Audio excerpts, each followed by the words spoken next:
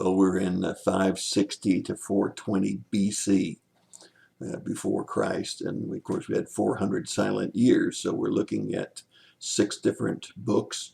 We're looking at Malachi, Nehemiah, Ezra, Esther, and today we're in Zechariah.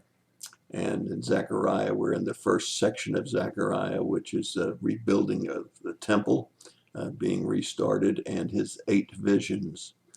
We looked yesterday at the first vision, and today we look at the second vision. It's quite an interesting one, and so let's take a look at the text and see if we can explain it. Then I lifted up my eyes and looked, and behold, there were 4 horns. So I said to the angel who was speaking with me, "What are these?" And he answered me, "These are the horns which have scattered Judah, Israel, and Jerusalem." Then the Lord showed me 4 craftsmen. And I said, "What are these coming to do?" And he said, "These are the horns which have scattered Judah, so that no man lifts up his head. But these craftsmen have come to terrify them and to throw down the horns of the nations who have lifted up their horns against the land of Judah in order to scatter it."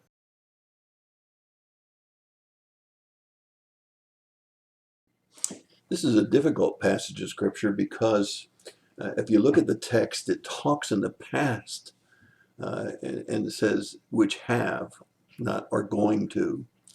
If you look at the text and you think about the actual time that it was written, it has a little more difficulty with an answer. So let's take a look at the horns. Let's take a look at what some of the commentaries have said about the horns. The majority of them say that the horns represent Babylon, Medo-Persia, Greece, and Rome. These are nations surrounding Israel which have caused Israel great pain, so much so that they couldn't lift their heads. If you look at the text, they couldn't lift their heads for the beating they took, for the oppression that they experienced, or for even the pride of their nation. However, only 2 of these nations have brought about that kind of punishment upon Israel at this particular time, and that's Babylon and Medo-Persia. Babylon took them into captivity for 70 years. That very much applies to this time. But Persia has just started its influence with the Israel, and it really hasn't been that oppressive. But certainly Greece and Rome have not come into play yet. So is this one of those prophecies of 4 nations which have or will bring this about? A lot of people point back to Daniel and some of the prophecies in Daniel and say, yes, very definitely it's these 4. Others have said that it is both a short-term and a long-term prophecy. That is, 2 of the nations have already scattered Israel because of their pressure, and 2 will be scattering. Some have even made these purely symbolic. That is, Israel would always receive pressure from the north, from the south, from the east, and from the west. That is 4 horns. There will always be nations surrounding Israel which will scatter them and cause them problems. Another symbolic interpretation of this particular passage of Scripture is that there are 4 things which influence the scattering of the nation of Israel, which have and will come to pass. One is materialism, the other is religion, another is intolerance, and finally political. We certainly see those 4 horns of power around the nation of Israel. We certainly see the religious with the Islamic versus the Judaism. We see the intolerance with Germany taking and bringing about the Holocaust. We see the political even today in the nation of Israel, and we know in the future through the book of Revelation, additional material and political influences scattering the nation of Israel. But I'm going to have to stay with John Phillips and some of the other commentators who take and make it a short and long-term prophecy with the nations of Babylon, Medo-Persia, Greece, and Rome. I guess we could call it almost intermediate prophecy, because those two other nations would be involved shortly, a few hundred years. Nevertheless, the fact that it uses the term nations uh, rather than influences keep me away from the symbolic. Although certainly the symbolic of the North, the South, the East, and the West certainly can still play into nations and still can play into the scattering of the nation of Israel. It's more important than identifying the specific horns than to see the craftsmen.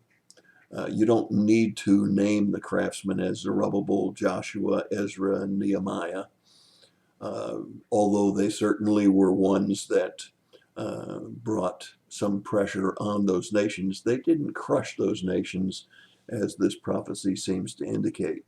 I think what we need to think about when we think about these craftsmen, and by the way, some have said these craftsmen are carpenters. You may find that in some translations.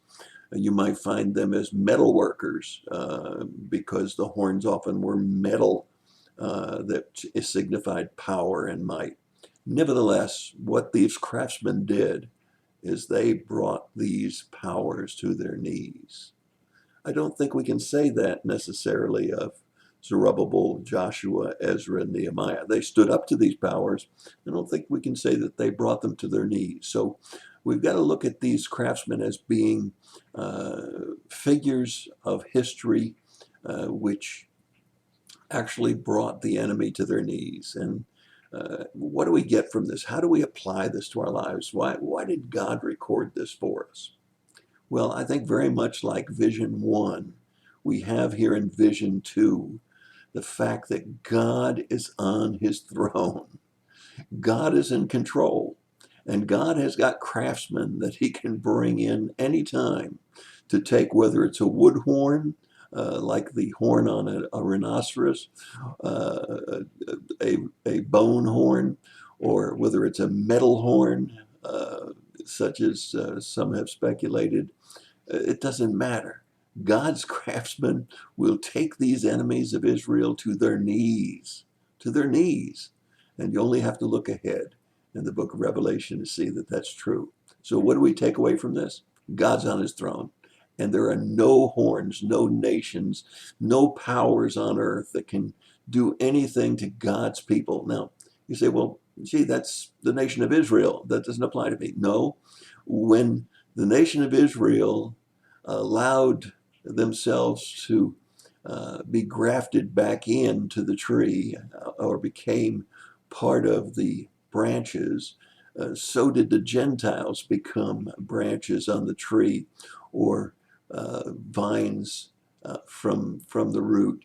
And we are grafted in just as surely as the Jews are. So the prophecies about God's children is not only the Jew, it's the Gentile. My friends, we may be in a mess in America today. We may be in a mess as a world today.